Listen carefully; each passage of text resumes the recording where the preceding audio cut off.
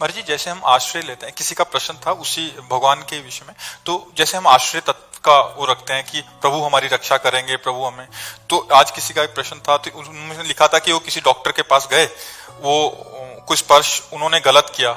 उस समय तो पहले तो उनको ठीक लगा कि, बट बाद में जब चिंतन किया तो उनको लगा कि ये गलत स्पर्श था, कि ऐसा नहीं करना चाहिए था। फिर वो हनुमान जी के भक्त थे, उन्होंने बोला कि हनुमान जी ने मुझे ऐसी स्थिति में क्यों डाला, और मतलब मैं तो नाम भी जप करते थे, फिर वो दुखी हो रहे हैं। तो महाराज जी, इसको कैसे समझें कि प्रभु का, अब इसमें अगर वो समझ पावे पूर्व का कोई अशुभ प्रारब्ध जो आपसे गलती हुई थी, उसी गलती का निराकरण हुआ। आपने जो गलती की और उसका प्रकाश नहीं हुआ, तो आपको क्षोभ और दुख दिलाने के लिए ये प्रारब्ध यहां गिरा करके, नहीं तो ऐसा जैसे कभी कोई चूक का अवसर आया तो भगवान थोड़ी चूक का अवसर हमें दे रहे हैं। हमारी वासना, हमारी गलती हमें चूक पे ले जा रही, भगवान हमें बचा सकते हैं। हम भगवान से प्रार्थना करें, उस समय भगवान को पुकारें तो भगवान हमारी रक्षा करेंगे।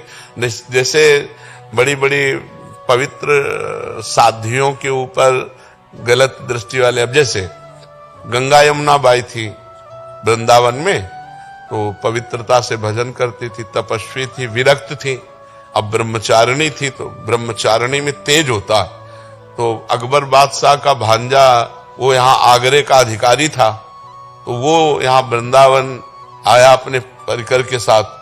तो उसने देखा इतनी सुंदर साध्वी और तो तपस्विनी तेजस्वी, वो लुभायमान हो गया।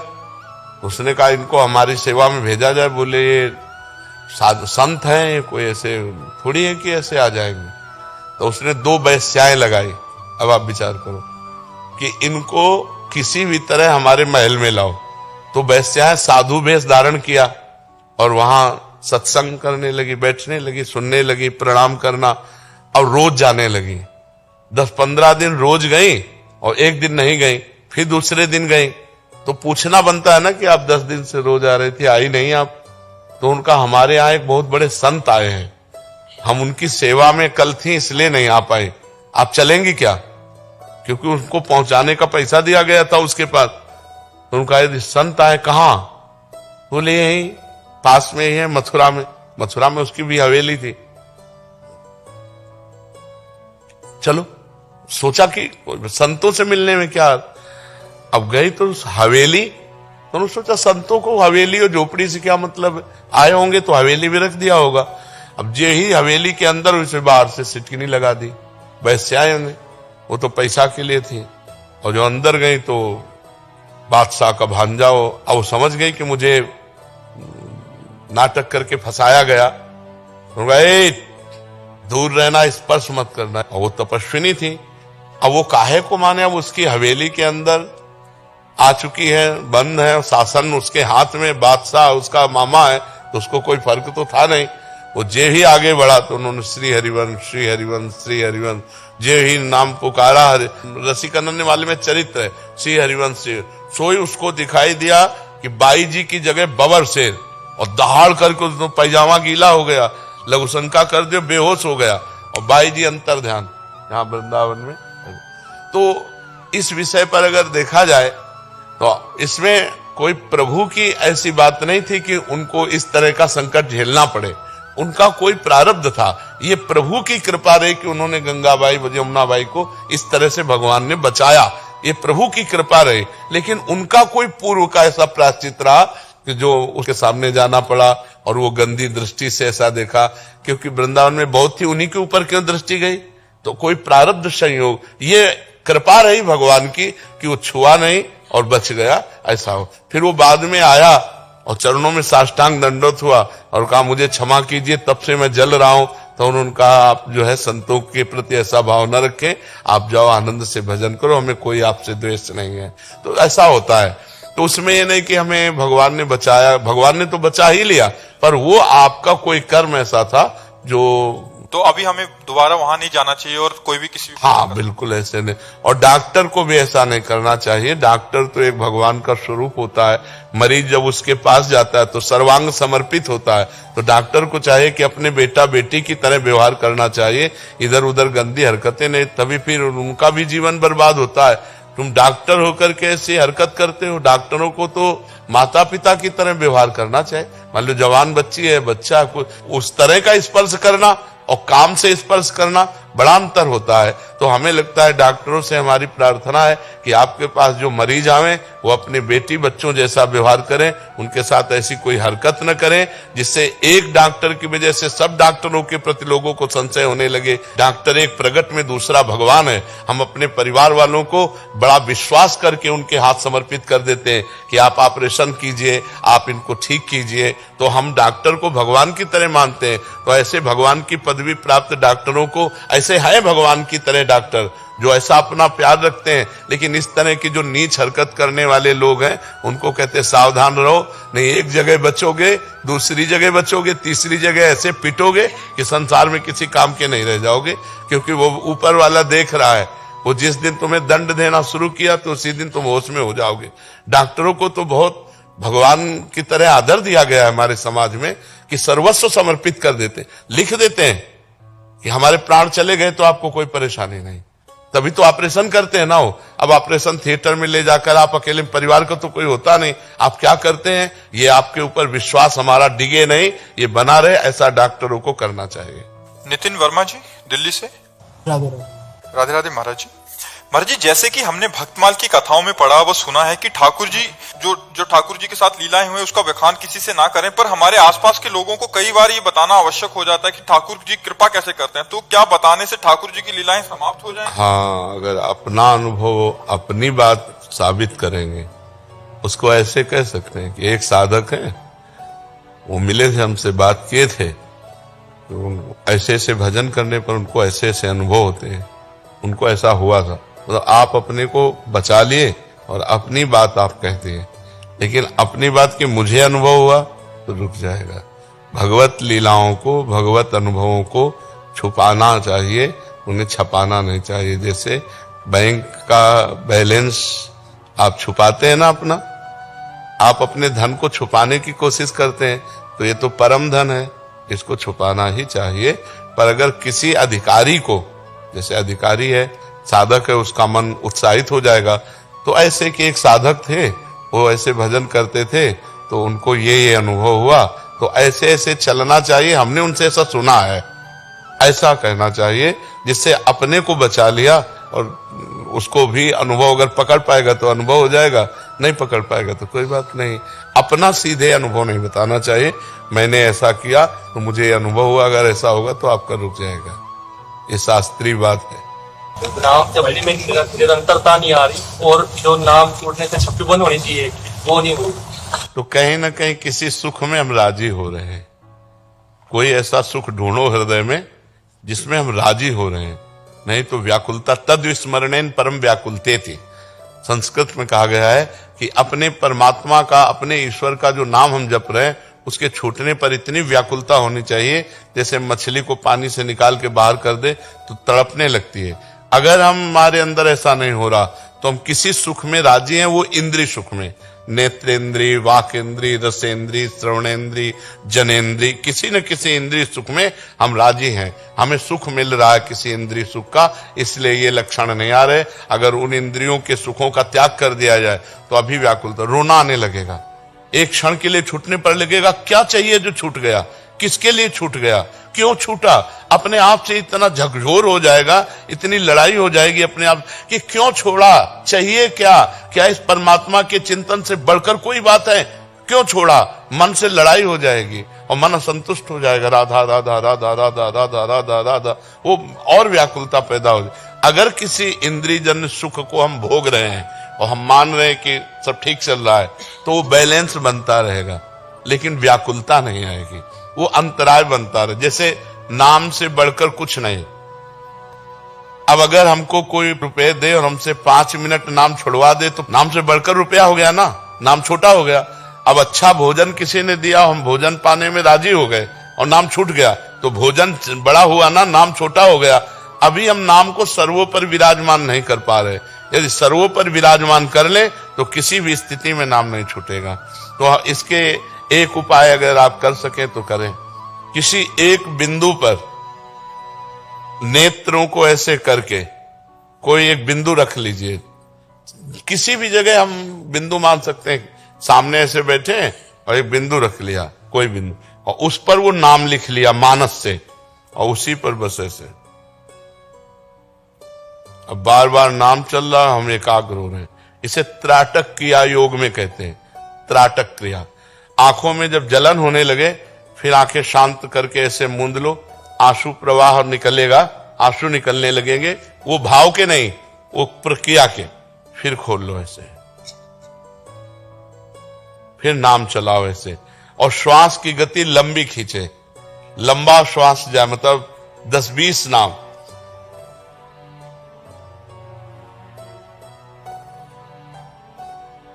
बार बार नाम चल रहा, बार, इससे एकाग्रता संचित होगी। एकाग्रता संचित होगी तो हम फिर 24 घंटे उसका प्रयोग कर सकते हैं। 5 मिनट आप अगर ये साधन करें तो 10-12 घंटे तो चलेगा, 10-12 घंटे प्रयोग होगा। जैसे हम मोबाइल चार्ज करते हैं ना, ऐसे एकाग्रता है। और जब आप साधन पर बैठे तो 10 बार कम से कम अगर आप कर सके,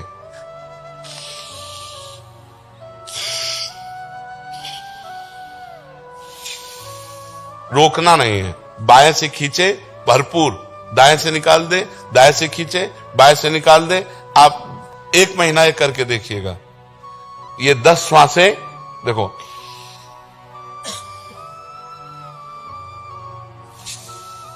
कुछ नहीं है इसमें। जो ही प्राणों, हमारे अंदर एक सुषुम्ना नाड़ी है जो बंद पड़ी है, अगर वो खुल जाए तो अंतराय नाम का खत्म हो जाए। इससे 10 बार ऐसे करेंगे और एकाग्रता ये करेंगे और नाम लिखने की प्रक्रिया करेंगे। आप 1 महीने करिएगा, फिर आप बताइएगा कि आपको कैसा लगता है। और जो इंद्रिय सुख में मन राजी हो उसको हटाइएगा, जिसमें मन प्रसन्न हो वो अभी आप देखो, अभी आपको दिखाई देगा कि भजन के बाद किस में मन राजी होता है। कुछ देखना, कुछ भोगना, कुछ सुनना, कुछ चखना, कुछ खाना, उसी पर अंकुश कर लो। जो है कि अब भजन कर लेते हैं, फिर ये जो आपको अच्छा लग रहा हो वही, उसी में इंद्री फंस रही है, उससे हटाने की कोशिश करो। भोजन नीरस, भजन सरस, भोजन सरस, भजन नीरस, पक्का समझ लो। महापुरुषों ने भोजन नीरस पाया है तब भजन सरस हुआ है। और जिसका भोजन अच्छे अच्छे प्रकार के पदार्थ, भजन में मन नहीं लगेगा, भजन में अंतराय पड़ जाएगा। अल्पाहार, आसन पर बैठ करके और श्वासों की प्रक्रिया ठीक करके और फिर बैठ करके नाम का ध्यान करो, वो घंटों चलेगा। ध्यान ऐसे चलते फिरते भी चलेगा, क्योंकि वो नशा चढ़ जाता है, वो नशा चढ़ जाता है। कोई बात चल रही तो उसी में खिंच गए, कोई दृश्य देखा उसमें खिंच गए, कोई घटना घटी वही चिंतन में आने लगी। इसलिए इन चिंतनों को बचाइए और ऐसा अभ्यास कीजिए, फिर देखिएगा। वैभव गर्ग जी, दिल्ली से। महाराज जी, आपके चरणों में कोटि कोटि प्रणाम। महाराज जी, जब हम बहुत समय से किसी कार्य को करने का प्रयास कर रहे हैं और वो अनेक प्रयासों के बाद भी पूर्ण ना हो पा रहा हो, अंतर्मन से ऐसा अनुभव हो रहा है कि संभवतः हमने कोई त्रुटि हो गई है हमसे, ऐसा नहीं, ऐसा नहीं है। हमारा पूर्व का कोई प्रारब्ध कर्म ऐसा जो हमें सफल नहीं होने दे रहा। हमें और भजन बढ़ाना चाहिए, नाम जप करना चाहिए, जिससे हम उस प्रारब्ध कर्म को नष्ट कर सके जो हमारी सफलता में बाधा पहुंचा रहा है। भगवान यहाँ इस बीच में भगवान को न लावे। ये हमारा कोई प्रारब्ध कर्म है जो बार बार हम सफलता के लिए प्रयास करते हैं और मुझे असफल कर देता है। तो मुझे नाम जप बढ़ाना चाहिए, नाम जप से उस प्रारब्ध को दबाकर हम सफलता को प्राप्त करें। भगवान मानो ऐसे है जैसे पिता ने खेती दे दिया और बीज दे दिया। अब आप क्या बोते हो, खेती आपकी, बीज आपका, आप जो बोओगे वो आपको मिलेगा। तो बहुत जन्मों से हमने गलत बीज बोए हैं, पाप कर्म किए हैं, इस जन्म में भी किए हैं। देखो ना, ध्यान से अगर देखो तो इस जन्म में भी पाप कर्म किए हैं। अब वो जाएंगे कहाँ, हमको दुख देंगे। दुख तभी होगा जब असफल होंगे ना, विपत्ति तभी होगी जब हमारी सफलता नष्ट होगी। तो हमको चाहिए कि हमें इतना सुकृत एकत्रित कर लेना चाहिए कि पूर्व के पतित प्रारब्ध को हम नष्ट कर सके, गिरे हुए प्रारब्ध को हम नष्ट कर सके, नहीं हमें नष्ट कर देगा। नाम जप है, शास्त्रों का स्वाध्याय है, कुछ स्तोत्र हैं, कुछ जैसे कभी तीर्थयाटन धाम आ गए, हरिद्वार चले गए, गंगा स्नान पवित्र, कभी परोपकार, दूसरों का हित कर दिया। इन सब पुण्यों के बल से हम पूर्व के प्रारब्ध को दबा सकते हैं और सफलता प्राप्त कर सकते हैं। अन्यथा पूर्व का अगर प्रबल प्रारब्ध हुआ तो लाख उपाय करो, तुम्हें हार ही पहुंचाएगा, तो तुम्हें गिरा ही देगा। ऐसे देखे जाते हैं, ज्यादा प्रयास नहीं करते हो, बड़ी सफलता मिलती है उनको। उनका पूर्व का पुण्य काम कर रहा है, यद्यपि वो वर्तमान में पाप कर रहे हैं लेकिन उनको सफलता मिल रही क्योंकि पूर्व का पुण्य काम कर रहा है। यद्यपि आप धर्म से चल रहे हैं लेकिन आपको असफलता मिल रही क्योंकि आपका पाप का संयोग आपको गिरा रहा है। ये एक क्रम होता है।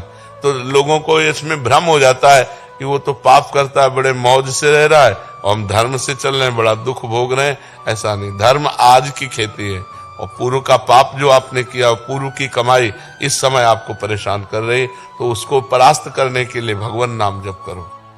गरिमा जी भावनगर से, महाराज जी आपके चरणों में कोटि कोटि प्रणाम। महाराज जी मैंने सुना है कि हमें हर किसी के पैर नहीं छूने चाहिए, किंतु मैं गृहस्थ जीवन में हूँ तो मुझे अपने से बड़े सभी के पैर छूने होते हैं, लेकिन मैं पैर छूकर तुरंत हाथ धो लेती हूँ। तो क्या महाराज जी मैंने जो पुण्य पैर छूकर कमाए उसे हाथ धोकर नष्ट कर दिया? ले ऐसे हाथ धो के लेने, हाथ तो धो ही लेना चाहिए। श्री जी की सेवा करनी, ठाकुर सेवा करनी है तो चरण छूना तो एक सबकी मर्यादा है, और चरणों में भगवान का वास है, इसीलिए किसी के मस्तक नहीं छुए जाते, चरण छुए जाते, चाहे कोई भी हो। चरणों में भगवान, हमारे सब अंगों में देवताओं का वास है, जैसे हाथों में देवराज इंद्र का वास है, ऐसे अलग अलग सब जगह तो चरणों में विष्णु का वास है। इसलिए हम भगवत भाव से जब छुए, किसी के भी छुए तो भगवत भाव से छुए। अब चूंकि सेवा में जाना है तो वो हाथ कहीं और न छू जाए, इसलिए हम धो लेते हैं, उसमें पुण्य नाश नहीं होते। हम ठाकुर सेवा, हम इसलिए नहीं धो रहे कि उनको छुआ, हम इसलिए धो रहे हैं कि हमें ठाकुर सेवा करनी है, हमें और सेवाएं करनी है, जिससे चरण छुए हुए हाथों से हम वो सेवा नहीं कर सकते। जैसे हम गुरु के ही चरण हैं, तो गुरु के चरण छूने के बाद यदि श्री जी को हमें भोग लगाना है तो हाथ तो धोना पड़ेगा ना, क्योंकि श्री जी को भोग लगाना है।